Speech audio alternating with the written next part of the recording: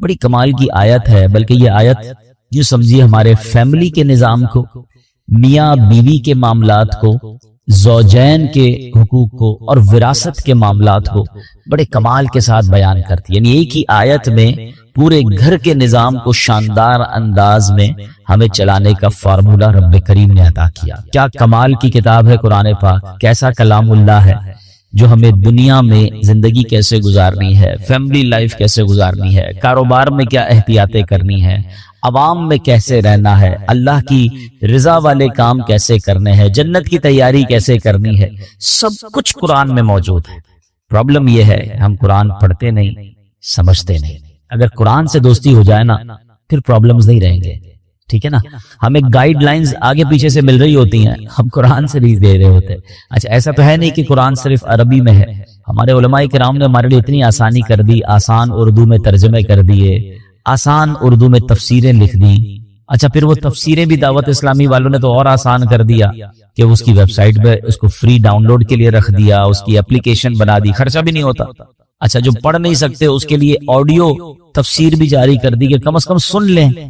اب پھر بھی ہم قرآن نہ پڑھیں یا قرآن نہ سنیں یا نہ سمجھیں، یہ کتنی بڑی محرومی۔ اب ذرا اس ایک آیت کو سمجھیے، اللہ قرآن میں فرماتا ہے اے ایمان والو، تمہارے لیے حلال نہیں کہ تم زبردستی عورتوں کے وارث بن جاؤ، اور عورتوں کو اس نیت سے روکو نہیں کہ جو مہر تم نے انہیں دیا تھا اس میں سے کچھ لے لو، سوائے اس صورت کے وہ کھلی بے حیائی کا ارتکاب کریں اور ان کے ساتھ اچھے طریقے سے گزر بسر کرو۔ پھر اگر وہ تمہیں ناپسند تو ہو سکتا ہے کوئی چیز تمہیں ناپسند ہو اور اللہ اس میں بہت بھلائی رکھ دے۔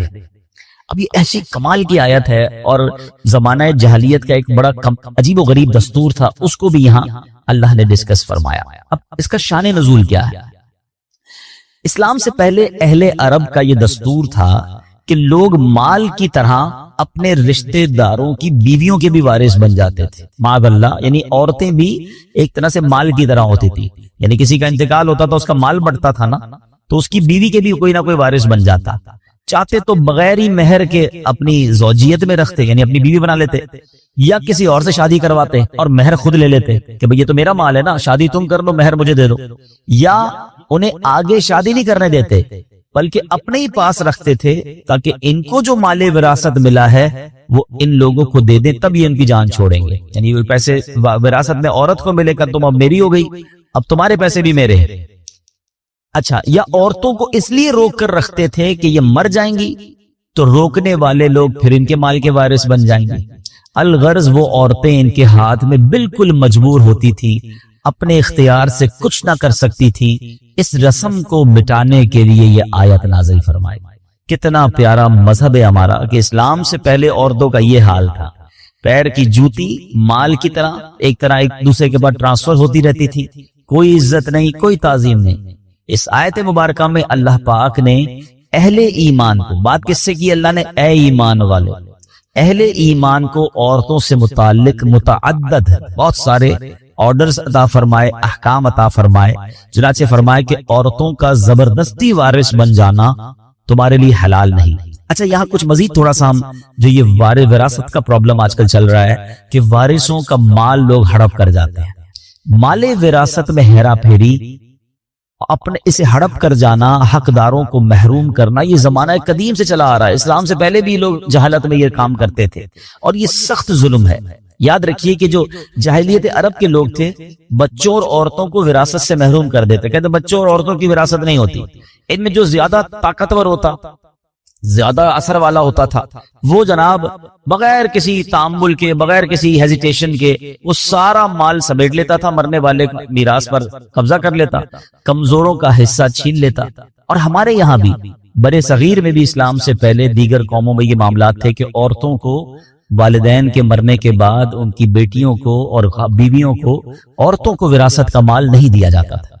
اللہ اکبر، یہ سب انصاف کے تقاضوں کے خلاف تھا۔ سبحان اللہ، دین اسلام کا یہ اعزاز ہے، یہ اسلام کی شاندار تقسیم ہے کہ اللہ کریم نے اس افراط و تفریط کو، اسلام نے آ کر جو کنفیوژن ہے یا جو لوگوں کے ساتھ زیادتی ہو رہی تھی، اس کو ختم کیا تقسیم میراث کے معاملے کو بڑے احسن طریقے سے قرآن میں بیان فرمایا، محروموں کو حق دیا اور ظالموں کو ان کی حدود میں رکھا، ہر ایک کو اس کا مناسب حصہ عطا فرمایا۔ جیسے بطور خاص یتیموں اور عورتوں کے لیے قرآن مجید نے خصوصی احکامات دیے، عورتوں اور بچوں کو وراثت کا حق نہ دینے کی رسم کو بالکل باطل قرار دیا۔ قرآن مجید نے مرد و عورت میں سے ہر ایک کو اس کے والدین سے دیگر رشتہ داروں کے مال وراثت میں حصہ اس کا قرار دیا گیا، یعنی مردوں کو بھی حصہ ملے گا، عورتوں کو بھی ملے گا، اور خاص طور پر بچوں کے مال کی حفاظت کرنے کا، خاص طور پر جو یتیم بچے ہیں ان کے لیے ایکسٹرا آرڈر دیے کہ ان کے مال کی حفاظت کی جائے، بوقت ضرورت انہیں ان کا مال دینے اور پھر ان کے مال میں خیانت سے بچنے کا تاکیدی حکم قرآن مجید میں بیان فرما دیا۔ اور ان کا مال کھانے والے کے بارے میں کیا فرمایا؟ اپنے پیٹ کو آگ سے بھرنے والا قرار دیا گیا، جہنم میں جانے کا سبب قرار دیا۔ مال یتیم کو کھانا یہ بہت زیادہ برا کام ہے، اور یتیموں کی کفالت کے فضائل پتہ ہے کیا بیان ہوئے؟ نبی پاک فرماتے ہیں، حدیث کا مضمون ہے کہ قیامت کے دن یتیم کی کفالت کرنے والا اور میں، نبی پاک فرماتے دونوں اس طرح ساتھ ہوں گے، یعنی جنت میں اس طرح نبی پاک فرماتے جس طرح 2 انگلیاں ساتھ ہیں نا، یتیم کی کفالت کرنے والے کو میں ایسے جنت میں ساتھ لے جاؤں گا۔ اچھا فرماتے اس سب سے اچھا دسترخوان، احادیث میں مضمون ہے، وہ دسترخوان ہے جس دسترخوان پہ کوئی یتیم بھی ہو، وہ گھر سب سے اچھا ہے جس گھر میں کسی یتیم کی کفالت کی جاتی ہو، یعنی یتیم کی کفالت کرنے پر بہت زور دیا گیا۔ مگر آج بھی وہ زمانہ جاہلیت تھا کہ جب اسلام سے پہلے یہ کام ہوتا تھا، مگر آج بھی یہ خبریں ملتی ہیں کہ بیچارے یتیم ہوتے ہیں، والد کا انتقال ہو گیا، بچے چھوٹے ہیں، رشتہ داروں نے مل کر اس یتیم کا مال ہی ہڑپ کر لیا۔ بچوں کو تو پتہ ہی نہیں ہوتا کہ ہمارے ماں باپ نے کیا چھوڑا ہمارے لیے، ہڑپ کر لیا جاتا ہے۔ بہنوں کا حق نہیں دیا جاتا۔ اچھا بھائیوں میں بھی یہ ہوتا ہے کہ جو زیادہ طاقتور ہوتا ہے، بڑا بھائی ہوتا ہے، چھوٹے بھائی باقی ہوتے ہیں، وہ تمام بھائی بہنوں کا حق دبا لیتا ہے، کوئی تقسیم نہیں ہوتی ہے، پتہ ہی نہیں ہوتا والد صاحب نے کیا چھوڑا، ماں نے کیا چھوڑا۔ اے میرے پیارے اسلامی بھائیوں، یاد رکھیے یہ وارثوں کا حق دبانا یہ حرام، یہ جہنم میں لے جانے والا کام ہے۔ اور ہم نے کئی ایسے واقعات دیکھے ہیں کہ والدین کے جانے کے بعد بھائیوں میں پھر لڑائیاں ہوتی ہیں، فیملی ٹوٹ پھوٹ کا شکار ہو جاتی ہے۔ یہ پیسہ کتنی خراب چیز ہے کہ زندگی بھر ساتھ رہنے والے بھائی خون کے پیاسے ہو جاتے ہیں۔ یہاں ایک اور بڑا پرابلم یہ ہے کہ دین سے دوری ہے، شریعت کے معاملات نہیں پتا ہے۔ اچھا کچھ بہنوں کی طرف سے بھی ایسی، ابھی پچھلے دنوں ایک خاندان میں جھگڑا چل رہا ہے، والد صاحب، اب عجیب بات دیکھیں، کلفٹن یعنی اس اچھے ایریا میں رہنے والے لوگ ہیں، کروڑوں روپے چھوڑ کر گئے ہیں، مگر بھائی بہنوں میں ایسا ڈسپیوٹ ہے کہ جناب کسی کو وراثت نہیں ملی ہے۔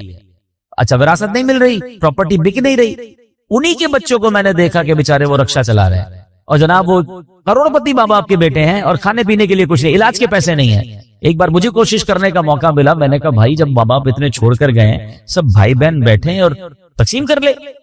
تو پتہ بہنوں کی طرف سے کیا پیغام آیا کہ ہم جناب شریعت کے حکم کو نہیں مانتے، عورت کو بھی اب پورا حصہ لیں گے اور بھائی کو بھی پورا حصہ ملنا چاہیے۔ اب یہ حال ہو گیا ہے، کہیں عورت زیادتی کر رہی ہے، کہیں مرد زیادتی کر رہے ہیں، زیادہ تر مردوں کی طرف سے زیادتی سامنے آتی ہے۔ مگر آپ سوچیں کہ یہ وہ مسٹیک ہو رہی ہے ہمارے معاشرے میں جو اسلام سے پہلے ہوتی تھی، مگر آج اسلام کے بعد بھی کوئی وراثت۔ اچھا پھر بھائی لوگ کہتے ہیں بعض اوقات کہ جناب اب تقسیم کریں گے تو کاروبار ختم ہو جائے گا، اب ابو کا چلتا کاروبار ہے، اگر بہنوں کو حصہ دیں گے تو ہماری پراپرٹیاں بیچنی پڑ جائیں گی، ابھی پراپرٹی کا ریٹ ٹھیک نہیں ہے، بعد میں بیچیں گے۔ ارے اللہ کے بندو، تمہاری 10 سال سے پراپرٹی نہیں بک رہی، بہن کو ضرورت ہے، اس کو بیچاری کو علاج کرانا ہے، اس کو اپنے بچوں کی شادیاں کروانی ہے، اس کو اپنا گھر لینا ہے، لیکن اس کے ہاتھ میں کنٹرول تو نہیں ہے نا۔ مگر اللہ دیکھ رہا ہے، جس کا جو حق ہے وہ وقت پر دیجیے۔ اور یہ والدین کا بھی ہمیں تھوڑا سا اس میں ایک کردار ادا کیجیے، جو والدین حیات ہیں۔ دیکھیں یہ ماں باپ کی ذمہ داری ہے نا کہ بچوں کو ایجوکیٹ کریں۔ ہمارے یہاں اصل میں بات نہیں کرتا کوئی کہ یار ابھی سے اپنے مرنے کی بات کیوں کریں، بھائی ابھی کر لینا، بعد میں یہی بچے آپ کے لڑیں گے۔ جن ماں باپ نے زندگی میں بچوں کی اچھی تربیت کی، مرنے کے بعد وہ سارے بچے جڑے ہوئے ہیں، محبت سے پیار سے بھائی بہن رہ رہے، اور جہاں بتایا ہی کچھ نہیں، سمجھایا ہی کچھ نہیں، وہاں ہم نے گھروں میں لڑائیاں دیکھی ہیں۔ اچھے خاصے گھرانے کے بچے آپس میں ایک دوسرے کا گریبان پکڑ رہے ہیں کیونکہ بھائی ابو نے یہ کہا تھا، امی نے یہ کہا تھا۔ اچھا ایک اور مسٹیک بھی کرتے ہیں ماں باپ، چلیں یہ بات بھی میں کر لوں، وہی بات دین سے دوری ہے۔ بھائی مثال کے طور پہ ماں کسی بچی کے گھر پہ گئی اور جا کر کہہ دیا بیٹا مرنے کے بعد جو ہے نا میرا سونا جو ہے نا وہ تم نے لے لینا ہے۔ ابو کسی بیٹے کے گھر پہ گئے، کہا بیٹا وہ جو میں انتقال ہو جائے نا میرا پلاٹ تم نے لے لینا ہے، تمہارا ہے یہ پلاٹ۔ اچھا کسی بیٹے کو کہہ دیا یہ گھر تمہارا ہے، کسی کو کہہ دیا فلاں چیز تمہاری، بتایا کسی کو نہیں، خود دنیا سے چلے گئے۔ اب ایک بچہ کہہ رہا امی نے مجھے یہ کہا تھا، ابو نے مجھے یہ کہا تھا۔ او اللہ کے بندوں، اگر آپ نے کوئی ایسی وصیت کرنی بھی ہے تو سارے بچوں کو جمع کریں، ایک پیپر بنائیں نا، اور بتائیں کہ میرے مرنے کے بعد پہلے تو تقسیم شریعت کے مطابق ہو سکتی ہے۔ ایسا نہیں ہو سکتا کہ آپ کسی بچے کا حق کم کر دیں، کسی کا زیادہ کر دیں۔ جو شریعت نے کہا ہے اس کے مطابق آپ سب کو بٹھا کے سمجھا دیں اور سب بتا دیں، کوئی حرج نہیں ہے۔ زندگی میں وصیت لکھنا سنت ہے، اچھا کام ہے، تو وصیت کریں۔ بلکہ یہاں تو میں ایک اور مشورہ دوں گا کہ شریعت نے ہمیں یہ بھی اجازت دی ہے کہ ہم اپنے مرنے کے بعد ہمارے مال کا کم از کم زیادہ سے زیادہ 1/3، 1/3 جو ہے وہ ہم کسی اچھے کام میں وصیت کر سکتے ہیں۔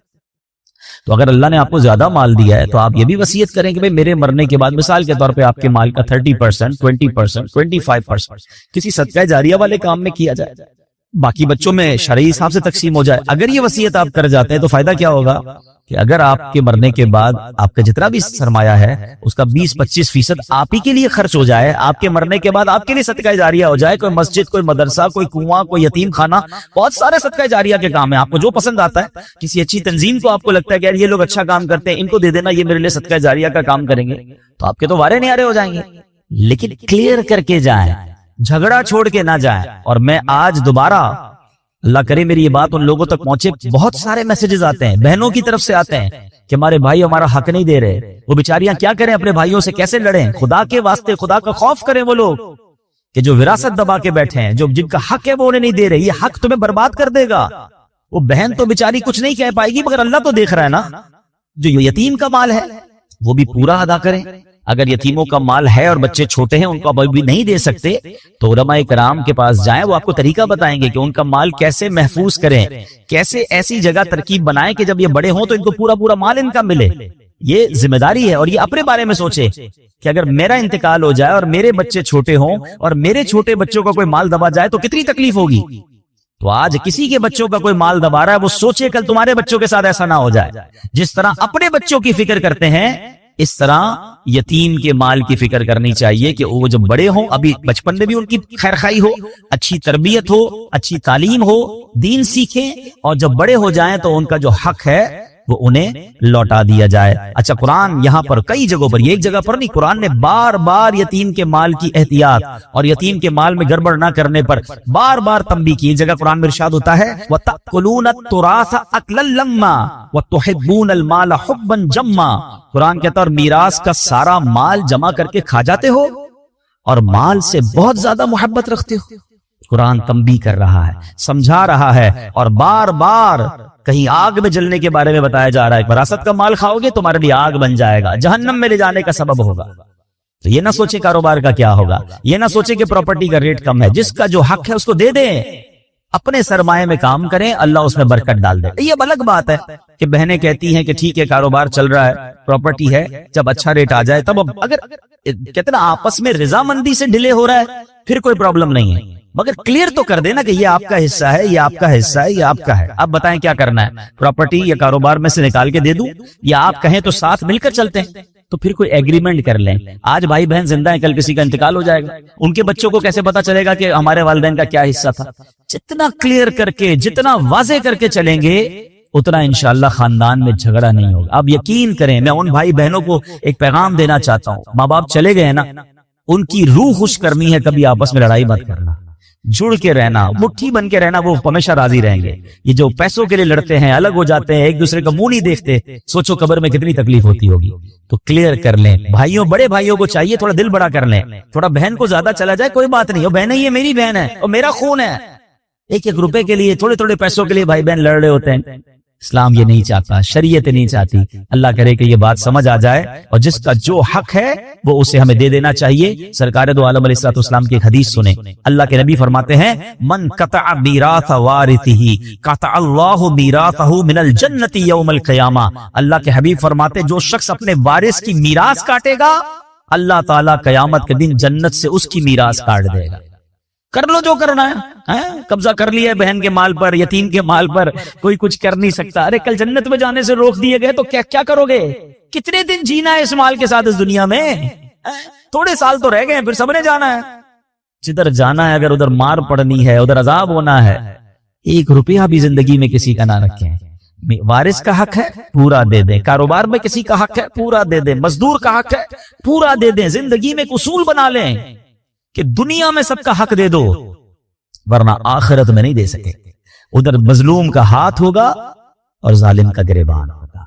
अच्छा, यहां एक आगे औरतों पर इसी एक ही आयत में सिर्फ विरासत की बात नहीं हुई है, औरतों के साथ बेहतरीन सलूक करने पर कुरान किस तरह खूबसूरत अंदाज में फरमाता है कि इरशाद फरमाया, औरतों को इस नीयत से रोको नहीं कि जो मेहर तुमने इन्हें दिया था उसमें से कुछ ले लो। हज़रत अब्दुल्लाह इब्न अब्बास फरमाते कि इस आयत से मुताल्लिक, ये उस शख्स के मुताल्लिक आयत है जो अपनी बीवी से नफरत रखता हो, उसके साथ बदसलूकी करता हो, इसलिए करता हो कि वो परेशान होकर मेहर वापस कर दे या मेहर की रकम माफ कर दे। इसे अल्लाह ताला ने मना फरमाया। एक कौल यह है कि लोग औरत को तलाक देते थे, फिर रुजू कर लेते थे, फिर तलाक देते थे, फिर रुजू कर लेते थे, औरत को लटका हुआ रखते थे, अपने पास ना आराम पा सके ना दूसरी शादी कर सके, यानी औरतों के साथ ज्यादती करते थे। और क्या आज ऐसा नहीं हो रहा? बाज जगहों पर औरतों के साथ बड़ी ज्यादती हो रही है। औरत के साथ इस तरह सलूक हो रहा है जैसे औरत को पैर की जूती बनाया। जनाब, ये इस्लाम है। ये वो लोग जरा सोचें जो कहते हैं कि इस्लाम में औरतों पर बड़ी सख्तियां हैं। आजकल इस तरह के जलसे हो रहे हैं, इस तरह के सेमिनार हो रहे हैं, और मादअल्लाह औरतों को ये जहन दिया जा रहा है कि नहीं जनाब, इस्लाम में रहोगे तो तुम्हारी जो आजादी है वो खत्म हो जाएगी। बताइए ये कुरान क्या बयान कर रहा है कि औरतों के साथ अच्छे तरीके से रहना। नबी पाक की कई हदीसें हैं, तुम में बेहतरीन वो है जो अपने घर वालों के साथ बेहतरीन है। और फिर क्या फरमाया, सुन लो मैं तुम सबसे ज्यादा अपने घर वालों के साथ बेहतरीन हूं। अल्लाह के नबी फरमा रहे हैं, यानी इस्लाम जितना औरतों की आजादी, औरतों के लिए सुकून, औरतों के साथ अच्छा सलूक, औरतों के साथ ज्यादती ना हो, जो इस्लाम बयान करता है दुनिया को कोई मजहब बयान नहीं करता। बल्कि चलिए जनाब, मैं थोड़ा सा इस्लाम से पहले की बात आपको बताऊं। बहुत सारे मिसाइल हैं कि इंसान ने पहले अकल के जरिए उसको हल करने की कोशिश की, दीन की तरफ नहीं आया। अब जरा गौर कीजिए, मसला जो निस्वानियत है, फेमिनिज्म है, औरतों के हुकूक का मसला, जरा उस पर बात करें तो सदियों से इंसान इसका हल तलाश कर रहा है। अरस्तु और अफलातून जैसे फलसफर थे, जो फलसफी थे, उन्होंने बहुत मगजमारियां की और औरतों की माशरे में क्या अहमियत है उस पर गौर किया।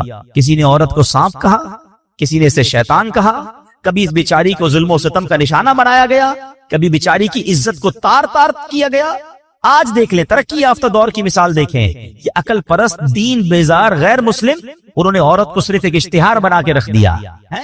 ये गौर कीजिए ना, दुनिया के हर इश्तिहार में आपको औरत नजर आएगी। ये औरतों को भी समझ नहीं आती कि हम क्या ये खिलौना है, मर्दों की आइटम बेचनी है, मर्दों की चीज बेचती है, उसमें भी औरत का इश्तिहार है। यानी औरत का काम ये कर दिया गया कि उसको एक इश्तिहार बना दिया गया। ये सिर्फ दीन इस्लाम है जो बताता है अगर औरत बेटी हो तो रहमत होती है, बहन हो तो इज्जत होती है, माँ है तो उसके कदमों तले जन्नत होती है, बीवी बनकर घर में आ जाए तो आधा ईमान महफूज हो जाता।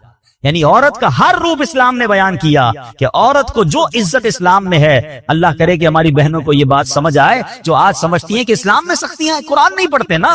पहले औरतों का क्या हाल था, और कुरान बार बार कह रहा है कि औरत के साथ आपने अच्छा सलूक करना है। अच्छा, इसी आयत में एक और जुज बड़ा कमाल का बयान हुआ।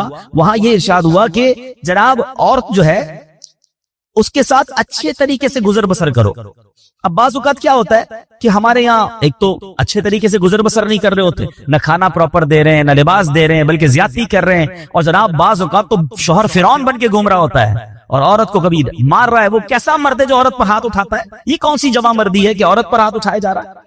नहीं जनाब, सरकार दो आलम अलैहिस्सलाम की सीरत तो देखें कि नबी पाक का अपने अज़वाज के साथ क्या खूबसूरत ताल्लुक था, क्या प्यार और मोहब्बत का माहौल था।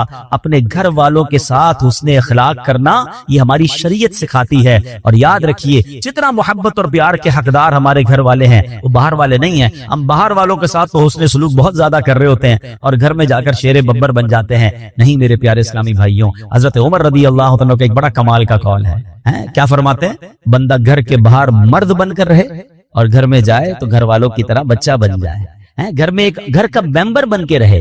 हम घर में जाके मर्दानगी दिखा रहे होते, घर में ऑफिसर बन जाते हैं। नहीं जनाब, घर वाले प्यार के जो है वो मुतमन्नी भी हैं और उनका हक भी है। अब यहाँ एक और कुरान कहता है कि अगर तुम्हें वो नापसंद हो सकता है कि कोई चीज तुम्हें नापसंद हो और अल्लाह इसमें बहुत भलाई रख दे। ये आखिरी बात है इस आयत का, जो आखिरी जुज़ है बड़े कमाल का, कि मिसाल के तौर पे औरत आपके घर में आ गई, उसकी कोई बदजबानी है या जनाब उसकी खूबसूरती आपको पसंद नहीं है, उसके मामलात आपको कोई ऐसी चीज है जो आपको पसंद नहीं है, تو قرآن کیا کہتا ہے؟ اللہ ہو سکتا ہے اس میں اللہ نے کوئی اور بھلائی رکھ دی ہو. بعض اوقات عورت پسند نہیں ہے مگر انسان طلاق دینے میں جلدی نہ کرے. علماء کہتے ہیں ہو سکتا ہے اس سے تمہیں کوئی نیک اولاد ملنے والی ہو جو تمہاری آنکھوں کا سرور بن جائے, تمہاری مغفرت کا ذریعہ بن جائے. اچھا, یہاں اسی بات کو قرآن نے ایک اور بڑے کمال کے انداز میں بیان کیا ہے. یقین کریں پیارے اسلامی بھائی, جس دن آپ یہ آیت سمجھ گئے نا, ہماری زندگی کے بہت سارے پرابلم یہ ہے کہ ہم فیصلہ بہت جلدی کریں. نہیں جناب اس کے ساتھ رشتہ نہیں چلے گا, نہیں جناب اس سے دوستی نہیں چلے گی, نہیں جناب یہاں میرا کام نہیں چلے گا, میں اس کام کو چھوڑ رہا ہوں. نہیں, قرآن کیا کہتا ہے اب ذرا سنیے گا. یہ آیت ذرا دل کے اندر بٹھا لیجئے, آپ کے بہت سارے پرابلم سالو ہو جائیں گے. سورہ بقرہ کی آیت نمبر 216 ہے, اس کا جز پڑھ رہا ہوں. وَعَسَىٰ أَن تَكْرَهُوا شَيْئًا وَهُوَ خَيْرٌ لَكُمْ. قرآن کہتا ہے تمہیں کوئی چیز ناگوار ہو رہی ہے اور قریب ہے کہ کوئی بات تمہیں ناپسند ہو حالانکہ وہ تمہارے حق میں بہتر ہو. وَعَسَىٰ أَن تَكْرَهُوا شَيْئًا وَهُوَ خَيْرٌ لَكُمْ. تمہیں تو ناگوار لگ رہی ہے مگر تمہیں نہیں پتا یہی تمہارے لیے خیر ہو سکتی ہے. پھر فرمایا وَعَسَىٰ أَن تُحِبُّوا شَيْئًا وَهُوَ شَرٌّ لَكُمْ. اور فرمایا قریب ہے کہ کوئی بات تمہیں پسند آ جائے حالانکہ وہ تمہارے حق میں بری ہو. بعض اوقات ہمیں بڑے سمجھاتے ہیں, ماں باپ سمجھاتے ہیں مت کرو, علماء کہتے ہیں یہ حرام کام ہے, ہم کہتے ہیں بڑا اچھا, دل بڑا لگ رہا ہے, بڑا مزہ آ رہا ہے, شریعت منع کر رہی ہے, پسند ہے. قرآن کیا کہہ رہا ہے تمہیں پسند ہے مگر وہی تمہارے لیے بری ہو سکتی ہے. مگر اس کے جو آخری جملہ ہے نا قرآن آیت کا جو آخری حصہ ہے, ہائے ہائے, اللہ فرماتا ہے, فرمایا واللہ یعلم وانتم لا تعلمون, اور اللہ جانتا ہے اور تم نہیں جانتے. یہ بات یاد کر لو. مجھے لگ رہا ہے کہ یہ بہت اچھا ہے. اب اگر یہ آیت یاد رہے نا تو مثال کے طور پہ کوئی چیز ہمیں پسند بہت ہی نہیں ہوئی, نہیں ملی, سودا نہیں ملا, ڈیل نہیں ملی, کاروبار نہیں ہوا, رشتہ نہیں ہوا, پسند کی چیز تھی نہیں ملی, دل کو منا لو نا یہی میرے لیے اچھی نہیں ہوگی, جبھی تو نہیں ملی نا, اللہ نے نہیں دی. اللہ جانتا ہے میں نہیں جانتا. واللہ یعلم وانتم لا تعلمون, اللہ جانتا ہے اور تم نہیں جانتے. اور بعض اوقات کوئی چیز بہت زیادہ بری لگ رہی ہے, یار یہ کیوں آ گئی میرے ساتھ, یہ زندگی میں کیوں ہو گیا. قرآن کیا کہہ رہا ہے وَعَسَىٰ أَن تَكْرَهُوا شَيْئًا, اور فرمایا کہ کوئی بات تمہیں ناپسند ہے, آگے کیا فرمایا ہوا خیر لکم, وہی تمہارے لیے بہتر ہے. تو ہم نہیں جانتے, اللہ بہتر جانتا ہے. تو زندگی میں ریگریٹس کو کم کیجئے, ٹینشنز کو کم کیجئے, اللہ کے فیصلوں پر بھروسہ کیجئے. اگر فیملی میں کہیں شادی ہو گئی ہے, اب جناب فیملی بن گئی ہے تو جلدی نہ کیجئے فیصلہ کرنے پر. آج کل تو جناب طلاق کا ریشیو اتنا بڑھ گیا ہے, ادھر شادی تھوڑے مہینوں بعد کہتے طلاق ہو گئی. ارے بھائی کچھ تو ٹائم دیتے رشتے کو. چلے میں ایک آخری بات نوجوانوں سے کہہ لیتا ہوں, جو بزرگ ہیں میری بات سمجھ جائیں گے, جن کی شادی کو 25-30 سال ہو گئے ان کو میری بات جلدی سمجھ آئے گی. یہ نوجوانوں کو نہیں آتی سمجھنا, میرے پاس تو آتے ہی رہتے لوگ, کہتے ہیں عبدالحبیب بھائی بہت پریشان, کیا ہوا بھائی, بڑی دعاؤں سے شادی کی, شادی کے بعد گھر میں جھگڑے ہی اتنے, ماں کو بیوی پسند نہیں, بیوی کو ماں پسند نہیں, ماں کو سمجھاؤ تو بیوی ناراض, بیوی کو سمجھاؤ تو ماں ناراض, میں تو پریشان ہو گیا شادی کر کے, میں ختم کر رہا ہوں, طلاق دے رہا ہوں. تو میں نارملی نوجوانوں کو جو سمجھاتا ہوں آج لائیو سمجھا دیتا ہوں, شاید کسی کا گھر بچ جائے, کہ یاد رکھو شادی کے پہلے 4-5 سال ہمیشہ مشکل ہوتے, فیصلے میں جلدی مت کرنا. جن کی شادی کو 25-30 سال ہو گئے نا ان سے پوچھو, ان کی شادی کے بھی پہلے 5 سال ایسے ہی گزرے تھے. سب کے گھر میں لڑائی جھگڑے چھوٹے موٹے شروع میں ہوتے ہی ہیں. اس کی وجہ ہے ایک نیا مہمان گھر میں آیا ہے, جناب وہ سب کو سمجھ نہیں آ رہا ہے, اس کا مزاج الگ ہے, گھر والوں کا مزاج الگ ہے, تھوڑا ٹائم لگتا ہے ایک دوسرے کے مزاج سمجھنے میں. اللہ پاک بعد میں اولاد دے دیتا ہے, فیملی اولاد میں بیزی ہو جاتی ہے, گھر والوں کو بھی لگ پتا جاتا ہے واپس جانا نہیں ہے, اس نے یہ آ گئی ہے تو یہی بہو بنے گی, تو ماں بھی سمجھ جاتی ہے, بیوی بھی سمجھ جاتی ہے, اور پھر گاڑی چل پڑتی ہے. شادی کا اصل سکون جو ہے نا وہ 5-7 سال بعد ہی ملتا ہے. ٹھیک ہے میرے نوجوانوں, جلدی نہ کیا کرو, یہ فیصلہ کر لیا. عورتیں بھی بہت کر, لڑکیاں بھی بہت کر رہی ہیں. ادھر شادی ہوئی 6 مہینے بعد اپنے ابو کو کہنا شروع کر دیا میں نے نہیں رہنا اس گھر میں, میری ساس ایسی ہے, میری نند ایسی ہے, میرا شوہر ایسا ہے, مجھے طلاق چاہیے. اور ابا بھی کہتا لے لو طلاق. اللہ کے بندوں, طلاق کے بعد عورت ہی پھنستی ہے. اس بیچاری کو دوبارہ رشتہ اتنا آسانی سے نہیں ملتا. اس کو بعد میں اپنے گھر میں بھی لوگ اجنبی سمجھتے ہیں. پتہ نہیں کیوں نہیں سمجھ رہی ہیں میری بہنیں. 2 بچے لے کر چلی گئی گھر میں کہ میں طلاق لے کر جاؤں گی, میرا ابا مجھے رکھے گا. ابو کب تک رکھے گا, ابو کا انتقال ہو گیا, پھر تمہیں کیا تمہارے بھائی سنبھالیں گے جن کی اپنی شادیاں ہو گئی ہیں. اتنی جلدی کر رہے ہیں لوگ طلاق میں, اتنا جلدی فیصلہ. قرآن کہتا ہے کہ جلدی مت کرو, فیصلے میں فاسٹ نہ ہو جاؤ, ٹائم لگتا ہے. یہ رشتہ 2-4 سال کا نہیں ہے, یہ زندگی بھر کا رشتہ ہے. اللہ کرے یہ جنتوں تک کا رشتہ بن جائے. ہر وقت فیصلہ کرنا ہے کہ ابھی ختم کرو, ابھی فیصلہ کرو, ابھی طلاق دو. یہ مرد, اللہ کا بہت بڑا احسان ہے کہ یہ طلاق کا حق مرد کے ہاتھ میں ہے. اگر یہ عورت کے ہاتھ میں ہوتا نا تو ہر دوسرے بندے کی طلاق ہو چکی ہوتی. ان کا تو کام ہی ہے یہ فیصلہ کرنا. تو میری بہنوں سے بھی گزارش اور میری بھائیوں سے بھی گزارش کہ جن کی شادی, اور میری ماں باپ سے بھی گزارش, یہ ماں باپ بھی شے دیتے ہیں, فکر نہیں کرو طلاق لے کر آ جاؤ میں رکھ لوں گا. یہ کبھی بھی اپنی بیٹی کو راستہ نہ دکھایا کرے. بلکہ اس کو کہیں کہ تم اپنے گھر میں وقت گزارو، ٹائم دیں. کچھ وقت لگتا ہے، اللہ کی رحمت سے انڈرسٹینڈنگ بھی ہو جائے گی اور اگلی زندگی بڑی خوشگوار اور پیار والی گزرے گی. اور مجھے آ کر کہا کئی لوگوں نے کہ آپ نے مشورہ دیا، میں تو طلاق کا فیصلہ کر چکا تھا، مگر اب الحمدللہ کچھ عرصے بعد میری فیملی میں سب میں انڈرسٹینڈنگ ہو گئی، میں بہت خوشی والی لائف گزار رہا. یہ قرآن کہتا ہے کہ تمہارے لیے ہو سکتا ہے کوئی اور بھلائی رکھی ہو. تو خدا را یہ فیملی، یہ رشتہ، یہ کوئی ایسا رشتہ نہیں کہ آج بناؤ کل توڑ دو. اس کو چلائیں، اس کو وقت دیں. اللہ نے آگے بھلائی رکھی ہوگی، اللہ نے آگے خیر رکھی ہوگی. اللہ کرے کہ ہم اپنے گھر میں محبت اور پیار سے رہیں، قرآن کی تعلیمات پر عمل کریں تو انشاءاللہ اس کی برکتیں ملیں گی. تو کیا تم اللہ کے بعض احکامات کو مانتے ہو اور بعض سے انکار کرتے ہو؟ تو جو تم میں ایسا کرے اس کا بدلہ دنیاوی زندگی میں ذلت و رسوائی کے سوا اور کیا ہے، اور قیامت کے دن انہیں شدید ترین عذاب کی طرف لوٹایا جائے گا، اور اللہ تمہارے اعمال سے بے خبر نہیں ہے. اے میرے پیارے اسلامی بھائیوں، اس آیت میں جو ہمیں میسج دیا جا رہا ہے نا، وہ بڑا کمال کا میسج ہے. بیسیکلی شان نزول تو یہودیوں کے لیے تھا کہ ان سے اللہ کریم نے 3 باتوں کا تورات میں وعدہ لیا تھا. ایک دوسرے کو آپس میں قتل نہیں کرو گے، ایک دوسرے کو جلا وطن نہیں کرو گے، یعنی گھروں سے نہیں نکالو گے، تم میں سے کوئی شخص قید ہو جائے یا غلام بنا لیا جائے تو اسے خرید کر آزاد نہیں کرو گے. لیکن انہوں نے کیا کیا، 3 وعدوں میں سے 1-2 باتیں ماننا شروع کر دی اور ایک اپنی مرضی سے قتل و غارت گری کرنے لگے. تو اب قرآن مجید فرقان حمید میں ان سے کیا کہا گیا، افتؤمنون ببعض الکتاب، تو کیا تم اللہ کے بعض احکام کو مانتے ہو؟ اور پھر کیا فرمایا، وتکفرون ببعض، اور بعض سے انکار کرتے ہو، یعنی اپنی مرضی سے ایک حکم کو پک کر لیتے ہو، ایک کو چوز کر لیتے ہو، باقی چھوڑ دیتے ہو. اب جو یہ کرتا ہے تو پھر اس کے بارے میں اس کی سزا کیا بیان فرمائی قرآن نے، فما جزاء من یفعل ذلک منکم، یعنی کیا جزا جو کرے یہ تم میں سے، فرمایا الا خزي فی الحیات الدنیا، مگر رسوائی دنیا کی زندگی میں، یہ دنیاوی سزا تھی. اب مزید فرمایا ویوم القیامت یردون الی اشد العذاب، اور قیامت کے دن انہیں شدید ترین عذاب کی طرف لوٹایا جائے گا. یعنی جو اپنی مرضی کا حکم مان لے، باقی کا انکار کرے، اسے 2 سزائیں ملے گی، دنیا میں بھی سزا ملے گی اور آخرت کا شدید عذاب بھی ملے گا. وَمَا اللَّهُ بِغَافِلٍ عَمَّا تَعْمَلُونَ، اور اللہ تمہارے اعمال سے بے خبر نہیں ہے.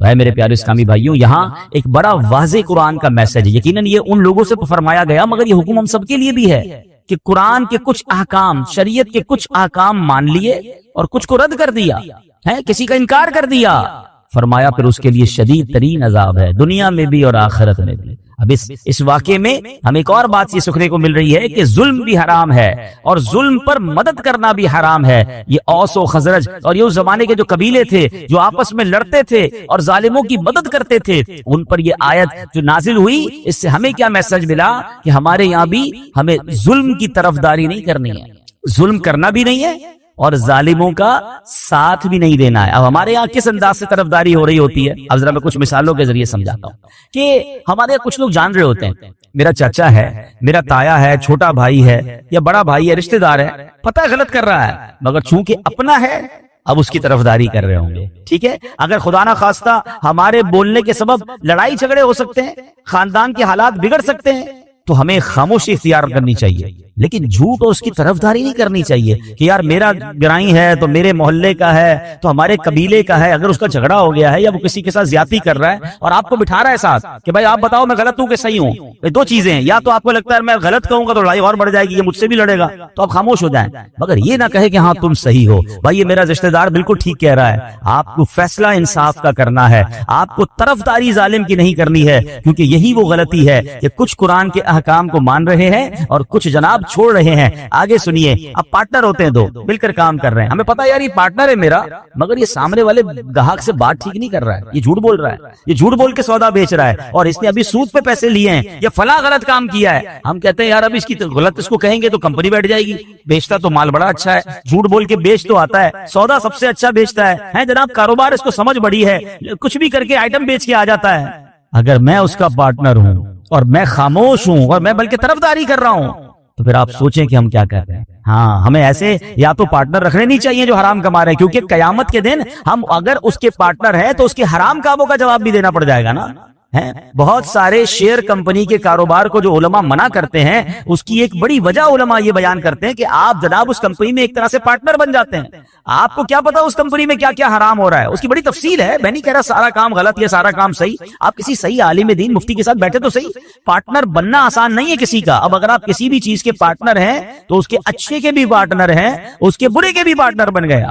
تو یہ سوچنا ہوگا کہ کہیں میں غلط کام کی طرف تو نہیں جا رہا. اسی طرح لوگ معاذ اللہ آج کل کیا ہوتا ہے, کچہریوں میں جھوٹی گواہیاں دے رہے ہیں. اللہ اکبر, حالانکہ معلوم ہے کہ جھوٹی گواہی دے رہا ہوں, ظلم ہو رہا ہے, مگر کہیں ایسا نہ ہو کہ کسی مظلوم کے ساتھ برا ہو جائے اور کسی ظالم کا فائدہ ہو جائے, تو پھر دنیا اور آخرت کے شدید عذاب کے لیے تیار رہیے. ایک بات یاد رکھیے کہ آپ کی لکھت سے, آپ کے کالم سے, آپ کی صحافت کی آواز سے, یا اگر آپ وکیل ہیں تو آپ کیس لیتے وقت بھی یہ دیکھیں, وکیلوں کو پتا ہوتا ہے کہ میں جس کا کیس لے رہا ہوں یہ ظالم ہے یا مظلوم ہے, مگر اگر پیسے اچھے ملتے ہیں, اگر نام ہو رہا ہے, اگر شہرت ہو رہی ہے, تو کہتے ہیں یار ہمیں تو اپنے کیس سے مطلب ہے نا.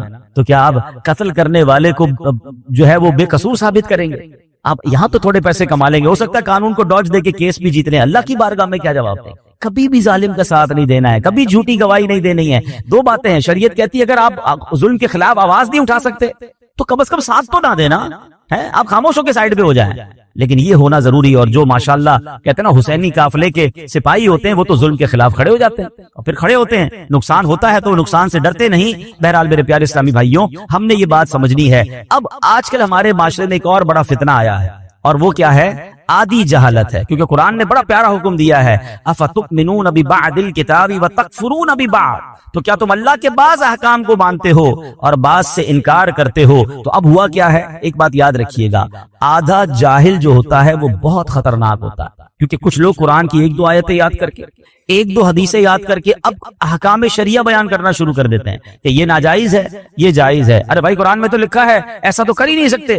اب ہمارے بھولے بالے مسلمان, ہم نے بھی پورا قرآن نہیں پڑھا, ہم نے بھی علم دین حاصل نہیں کیا. اب کوئی سوشل میڈیا پر آ کر ایک قرآن کی آیت بتا کر سب کو گمراہ کر رہا ہے کہ جناب قرآن میں تو یہ حکم ہے. حالانکہ اگر قرآن کا حکم بیان کرنا ہے تو پورے قرآن کا مطالعہ کر کے بیان کرنا ہے. قرآن کی کچھ آیتوں میں ناسخ و منسوخ کے احکام ہیں, کچھ آیتیں پہلے نازل ہوئی, کچھ بعد میں نازل ہوئی, پہلا حکم ختم ہو گیا. اور جناب بعض اوقات حدیثوں میں بھی اس طرح ہوتا ہے. یہ علماء کا کام ہے کہ وہ تمام حدیثوں کا مطالعہ کر کے یا قرآن کریم کا پورا مطالعہ کر کے پھر ہمیں حکم بتاتے ہیں کہ اب حکم ہمارے لیے کیا ہے, ہم نے شریعت پر عمل کیسے کرنا ہے. عیسیٰ علیہ السلام کئی تیز تیز قدم کے ساتھ جا رہے تھے. ایک شخص ملا, کہتا علی جان اتنے تیز تیز کہاں جا رہے ہیں؟ تو کہا میں نے ایک بے وقوف کو دیکھ لیا ہے, اس سے دور بھاگ رہا ہوں. عرض کیا علی جان آپ تو بڑے شاندار شخصیت والے ہیں, بڑی شان والے ہیں, آپ تو مردے زندہ کر لیا کرتے ہیں. آپ نے بڑا خوبصورت جملہ فرمایا, مردے زندہ کرنا آسان ہے, بے وقوف کو سمجھانا انتہائی مشکل ہے. ہاں, یہ بے وقوف کی جو دوستی ہوتی ہے نا, اور بے وقوف سے اگر کوئی دین سیکھ رہا ہے تو پھر اس کا بیڑا غرق ہی ہونا ہے. تو پہلے یہ چیک کیجئے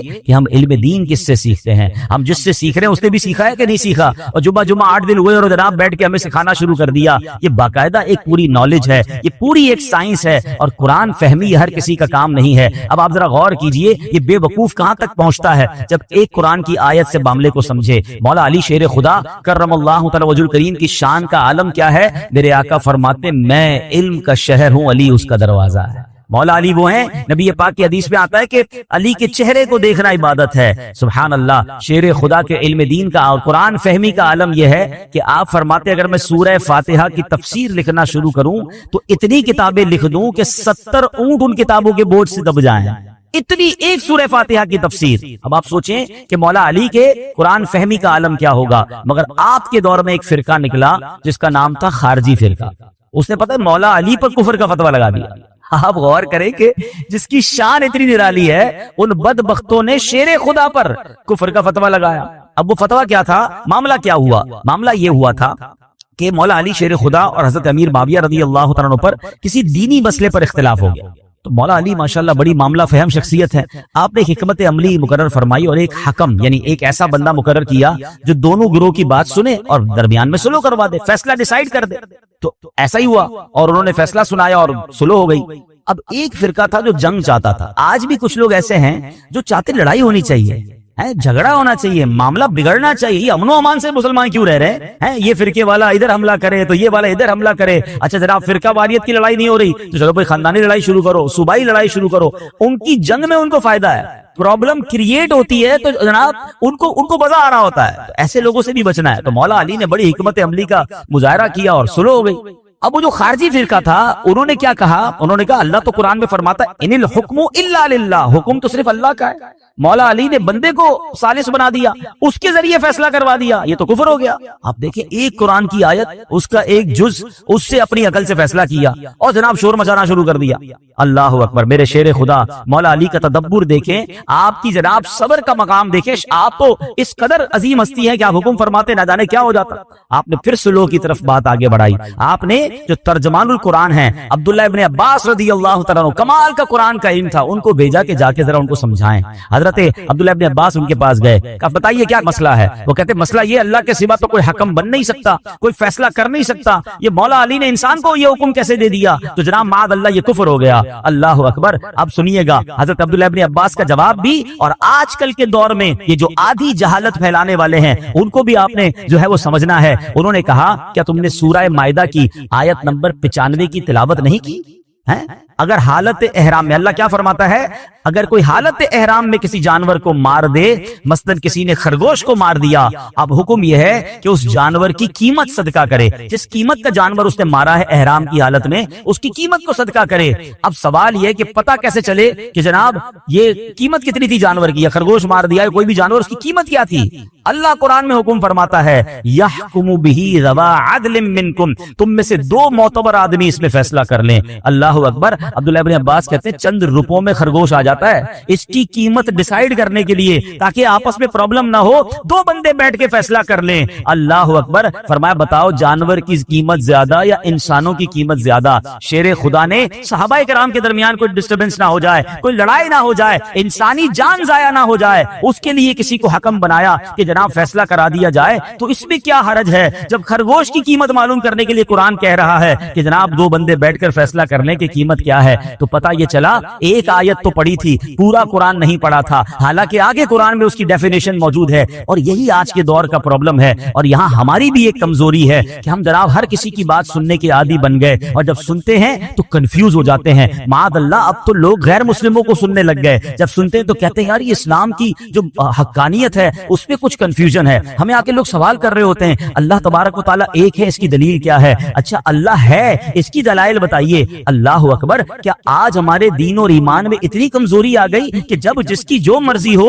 कोई एक बात कर दे और हम कंफ्यूज हो जाएं, फिर अपने अकायद पर, अपने मामूलात अहले सुन्नत पर हम कंफ्यूज क्यों होते हैं? क्योंकि हमारे पास भी इल्म नहीं है, शैतान को मौका मिलता है, वो हमें डिस्टर्ब करता है। तो खुदारा सबसे पहले ये जहन बना लीजिए कि हमने दीन किससे सुनना है, दीन किससे सीखना है। बड़े समझदार लोग बैठे हैं। मैं अगर आपसे सवाल करूं कि जनाब आपने अपना घर बनाना है तो घर किससे बनाएंगे, तो आप कहेंगे बिल्डर से बनाएंगे। तो मैं कहूं यार आपने कपड़े बड़े अच्छे पहने, लगता है दर्जी भी बड़ा अच्छा है, इसी से घर भी बना लीजिए, कपड़े बड़े अच्छे सीता है, आपका घर भी अच्छा बना देगा। आप कहेंगे जनाब दर्जी का काम तो कपड़े सीना है। मौलाना साहब आपकी लगता है तबीयत ठीक नहीं है, दर्जी कपड़े सीता है, बिल्डर जो है वो घर बनाता है। अच्छा जनाब, फिर उसके बाद आपको जनाब डॉक्टर की जरूरत पड़ी, तबीयत खराब हुई, तो अब मैं आपको कहूं कि आप ऐसा कीजिए कि आप चप्पल बड़े अच्छे सिलवा के लाए थे, उसी बंदे से आप अपनी दवाई भी ले लीजिए। आप कहेंगे लगता है आज आपने दवाई नहीं पी है, कि जनाब चप्पल सीने वाला जो है वो हमें दवाई कैसे देगा। तो कमाल है कि दुनिया की हर फील्ड में आप अपने लिए उस फील्ड का एक्सपर्ट तलाश करते हैं। मोची से जूते सिलवाते हैं, दर्जी से कपड़े सिलवाते हैं, डॉक्टर से दवाई लेते हैं,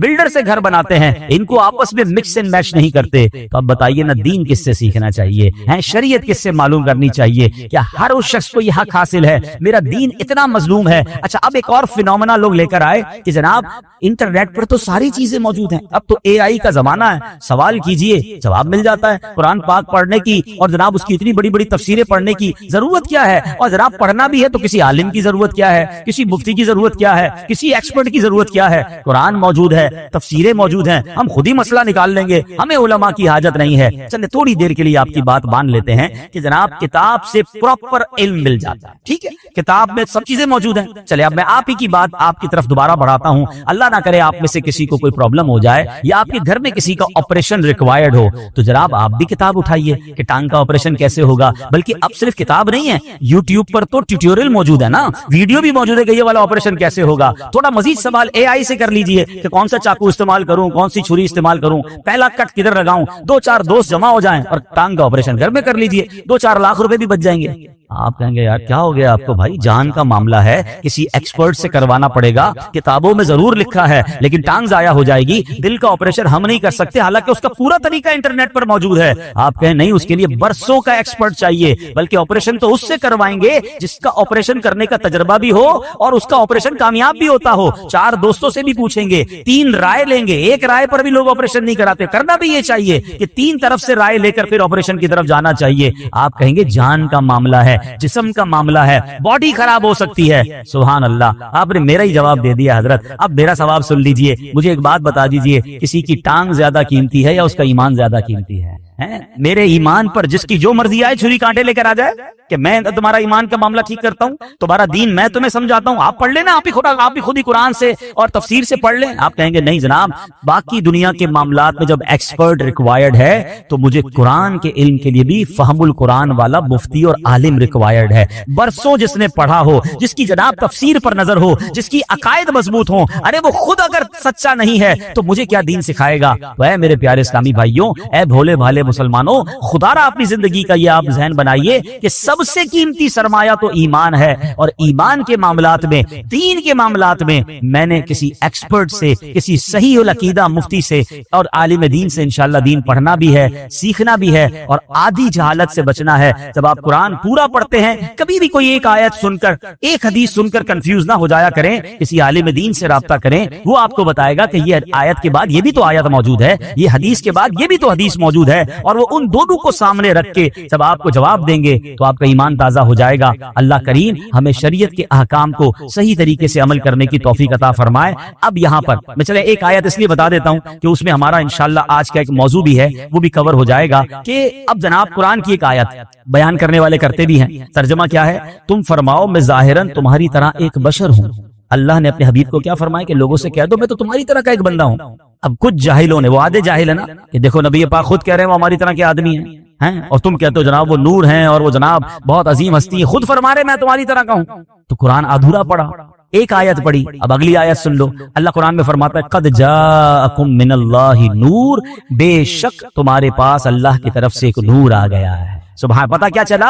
یقیناً میرے آقا بشر بن کر دنیا میں آئے ہیں, بلکہ یہ ہمارے جیسے بشر نہیں, اللہ پاک کا نور ہے جسے رب کریم نے دنیا میں بشر بنا کر بھیجا ہے. تو بات اگر پوری قرآن سے سمجھی جائے تو سمجھ آتی ہے. اب ان لوگوں کو کون سمجھائے کہ جو کہتے ہیں نبی پاک ہماری طرح کے ہیں. ارے جناب میں تو ہاتھ اٹھا کر کوئی چیز نہیں اٹھا سکتا, اور میرے آقا وہ ہیں جو اشارہ فرمائیں تو چاند 2 ٹکڑے ہو جاتا ہے. ہماری گھڑی ہمارے قابو میں نہیں آتی ہے, اور میرے آقا دعا کریں, مولا علی کہیں کہ حضور نماز اثر چلی گئی ہے, اور میرے آقا دعا فرمائیں تو سورج کو واپس پلٹا دیں. تو ایسے کون کہہ سکتا ہے کہ ہمارے جیسے ہیں؟ اللہ اکبر. نبی پاک تو وہ ہیں جو وجہ تخلیق کائنات ہیں. He is the reason of the all creation. میں اور آپ تو دنیا میں آ گئے ہیں, مگر بتاؤ تو صحیح دنیا بنی کس کے لیے ہے؟ خود رب فرماتا ہے لولا کلما خلقت الافلاق, اے محبوب میں تمہیں نہ بناتا تو یہ دنیا ہی نہ بناتا, یہ کائنات ہی نہ بناتا. ارے جس کے لیے دنیا بنی ہے وہ میرے اور آپ کے جیسے کیسے ہو سکتے ہیں؟ اللہ پاک عمل کی توفیق عطا فرمائے.